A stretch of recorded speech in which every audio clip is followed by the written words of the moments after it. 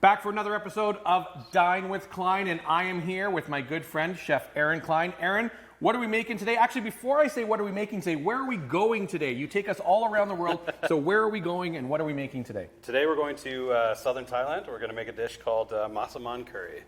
You had me at curry. We've done a few of your curries on these segments already. Massaman now, so southern Thailand, you said. There's some Thai and Indian influences all together, right? Yep. So a lot of Middle Eastern influence compounded with the Thai aromatics. So similar to the khao soi that we love so much, but a little bit more of the warmer Middle Eastern spices. So you find cumin, coriander, nutmeg, cardamom, white pepper, things like that, and then your lemongrass, shallot, ginger, things like that from your Thai aromatics. So step number one, as we learned in a couple of previous recipes, was to make the curry paste. And let's talk quickly again that curry isn't just a powder, right? Curry can be anything. Maybe you can just explain what that means. Yeah, so curry comes in many different formats. I think curry is just the definition of a spiced dish or gravy, right? So curry paste, you would make, you get curries all throughout Southeast Asia, through India, through Africa, through the Middle East. Even Central and South America have their own versions of curries, though they don't necessarily call them that. But it's certainly a combination of spices and aromatics to create something flavorful and delicious. So step number one for this is to make the curry paste for this, and we have everything right here. Maybe you can take us through it as we get it set. Yep. So you're going to want to use a food processor or a blender. Not necessarily. You can use a puck if you want to. If you want to work the elbow grease, for sure. So we got some ginger here. This does call for galangal. Galangal's a little bit harder to find than ginger. But same family, right? Same family, not necessarily a one-to-one substitute, but when in Rome. Yep. So we're going to add a little bit of ginger here. We got some lemongrass, so we're going to add some fresh lemongrass. We have some garlic, so we're going to add like 3-4 cloves here. Some shallots. We're just going to add about, say, a third of a cup there.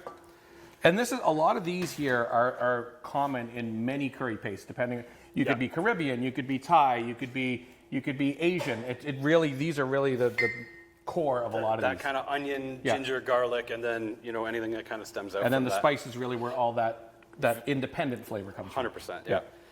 And then our favorite.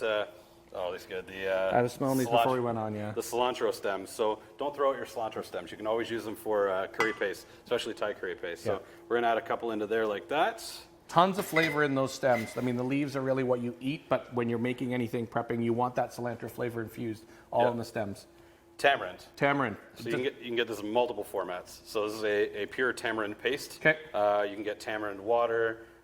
Again, at your local Asian grocery, you have a bunch of different options there. So the recipe will tell you kind of 1-to-1, 2-to-1, depending on what you're using. But we're going to put in a nice tablespoon piece of We'll call it a good chunk of tamarind paste. A good chunk of tamarind paste. Yeah. Onto our spices, which are also important here. So we have cumin. Not something you find traditionally in Thai cuisine, except for the north and southern regions. Yeah, but you're talking about those Middle Eastern flavors, right? And that's a little bit of coriander. Okay, we have some white pepper, cinnamon. We got a little bit of clove. Mm-hmm. Got a lot of strong flavors. This is nutmeg. They're going to aggressively blend together, I'm sure, in a beautiful harmony of flavor. And then they kind of mute lovingly in that coconut broth, too. A couple of chilies, again, up to you. I like it a little bit spicy. Well, you're trying it. You're tasting this today, right? Yeah. So. Stop there.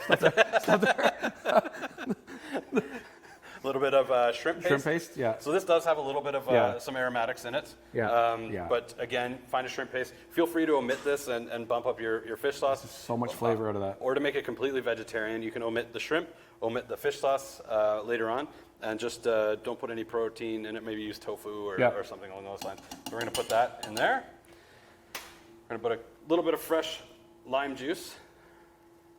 Squeeze a couple halves in here. Can't get fresher than that. No. All right.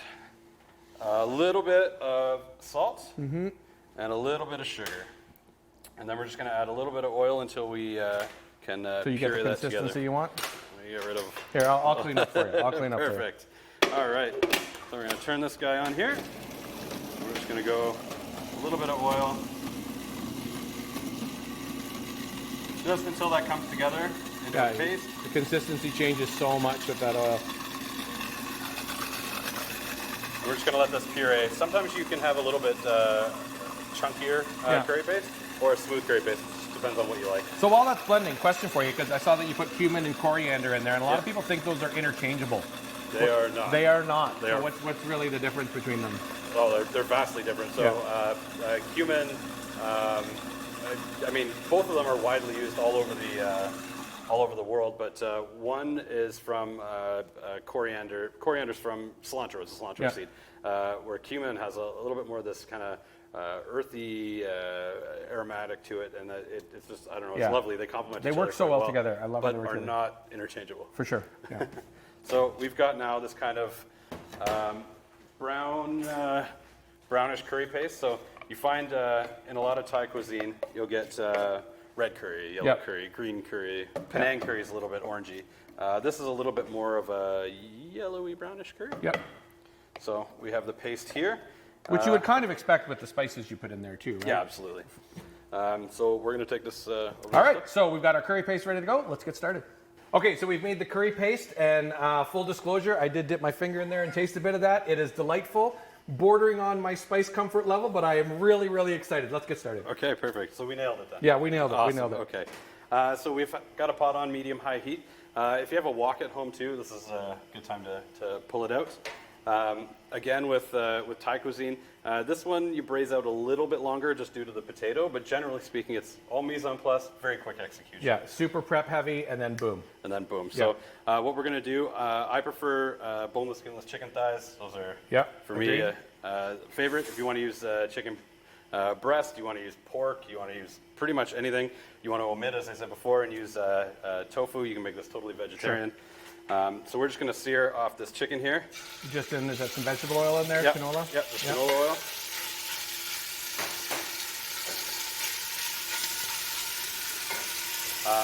So normally this is potato, onion, and protein. Yeah. I like to add peppers just to give it another kind of bump in veggie content. Yeah. If you want to add some peas or eggplant or zucchini or something as well. Yeah.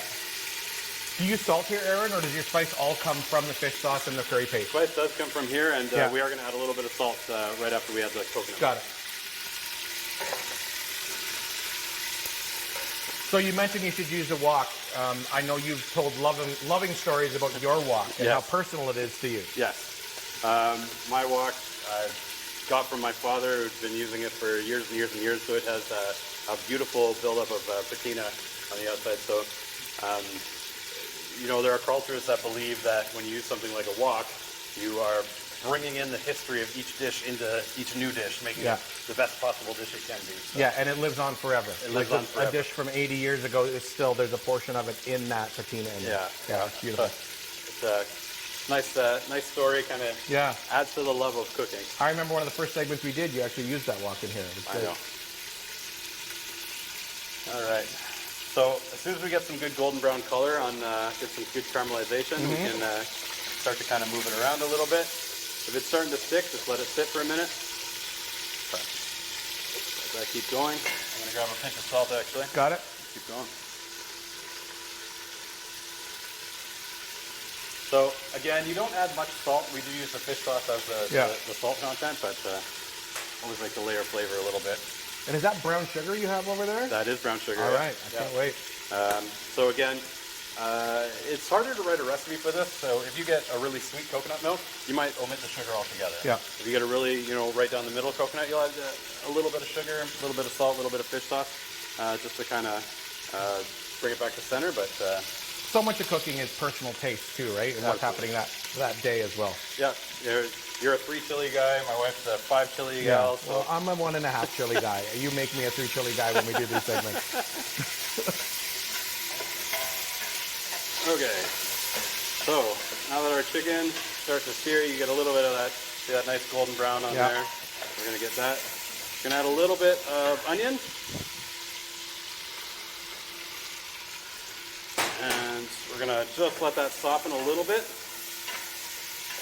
And then as soon as that's softened, we're going to add our peppers and then a little bit of our curry paste to cook out. Yeah. Because you don't want that raw flavor in there. You want to cook it out. It gets a little bit deeper in flavor, kind of blooms all the spices. Yeah. So when you add your vegetables here, Aaron, whether it's onion or peppers or whatever you would add at this point, and we've seen you put eggplant and other things in. Yep. There's moisture that releases from those. Yes. And that's why is that why you say don't worry about it sticking on the bottom, because the moisture is going to help loosen everything up in there right now. Yeah. You'll essentially deglaze your pan with the natural waters from that. Yeah.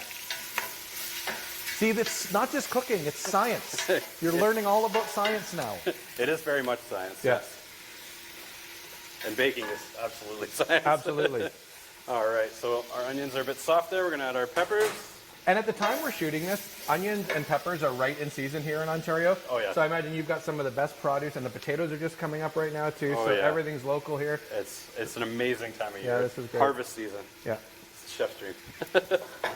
All right, so peppers are going to get a little bit soft there. We'll give them about 10 more seconds, and then we're going to add our curry paste. And again, depending on how strong you made your curry paste, how much flavor you want to impart in the dish, you can add as much or as little as you want. Yep. So how much are you going to add of that? We're going to start off with probably, I'm going to do 1 and 2. A little pinch for good luck there. Keep going, yeah. All right, and as soon as that. And this is that punch in the face of wonderful aromatics right now. That's so great when you've got that curry paste. God, I just wish you could smell this right now. Yeah. It's awesome.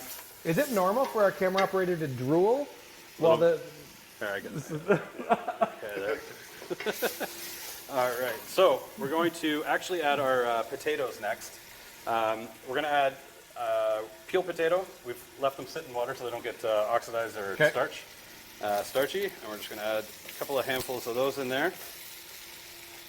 These help to thicken the dish, and it's also a good indicator as to when it's done. When the potatoes are done, dish is done. And you don't see potatoes in a lot of curries, but when you're talking about those Middle Eastern ones, there's a ton of them in there, right? 100%, yeah. So that's when you see kind of that hybrid influence. All right. Kind of happy with that. We're going to add a little bit of that starch water there. We're going to add a little bit of our coconut milk. Just enough to kind of cover everything. Okay, we're going to add a little pinch of that brown sugar there. And we're going to add fish sauce. The fish sauce. Don't be afraid of the fish sauce. Don't be afraid of the fish sauce. You think you want a splash, you want 3 splashes. Yeah, so we're going to add a little bit in there. Use that as your salting. Yeah. We've learned that before. Fish sauce is intimidating to people that haven't cooked with it before, but once you learn how valuable it is, it's so amazing to add. Yeah. All right, so we're going to need to let this simmer for about 12-15 minutes. All right. Perfect. All right, Aaron, so everything's stewed together. We've really just been waiting for the potatoes to finish now. We think we're at our right point? Yeah, we are. All right, let's plate her. We are good to go. That was very Canadian. Let's plate her. So, we've got you can kind of take a look in there. Everything's kind of beautiful. A little bit of that starch has come out of the potatoes. Yeah. It's thickened up a little bit. So we get, smell is amazing. Sure is. All right, so you can serve this with a little bit of rice.